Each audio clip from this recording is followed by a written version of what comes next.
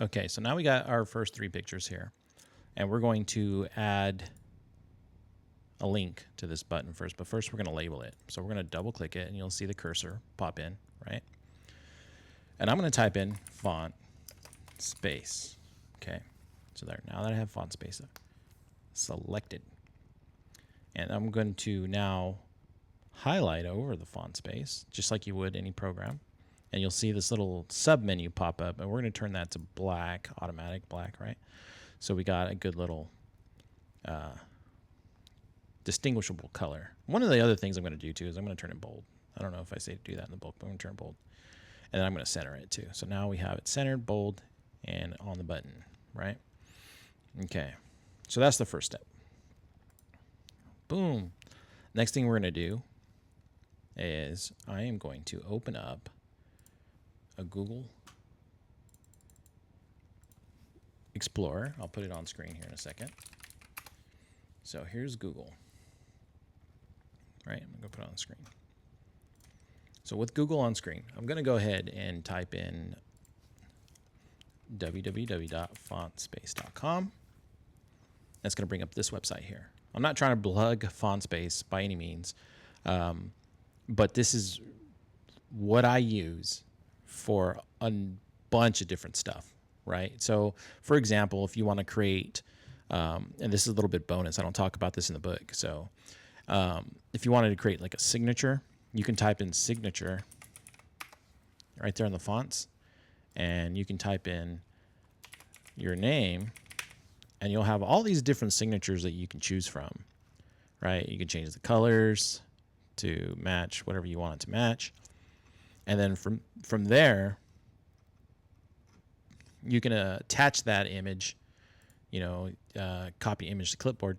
You can attach that image to your email signatures, and then you have a nice, clean, distinguished signature on your emails. Also, sort of one thing to note is a lot of people look at their emails in dark mode.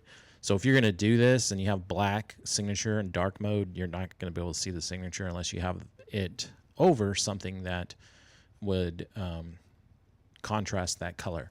So now we got this in here. I'm going to just take this out, go back to fontspace.com. Come on, fontspace.com. All right, so I'm going to select fontspace.com. I'm going to Control-C, copy. All right. I'm going to go ahead and minimize that. And what I'm going to do now is I'm going to go back to my button and right-click it. And then I'm going to scroll down to link right there, right? Click it. You want to make sure that it is a existing file on the web page. And then what we're going to do is we are going to paste it.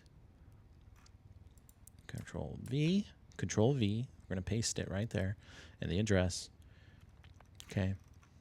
And then we're going to hit OK.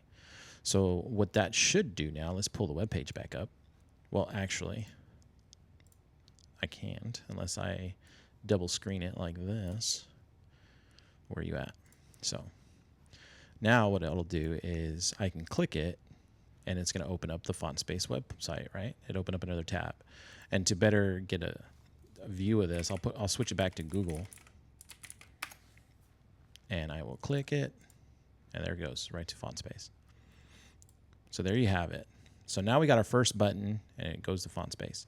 And what that benefits for you is, as you're likely utilizing SharePoint and whatnot, your SharePoint files, it'll work just the same as if you were using a SharePoint file. So that's a really good handy tool to have if you need to open up files from SharePoint and you struggle to locate them. So there it is. There's that step.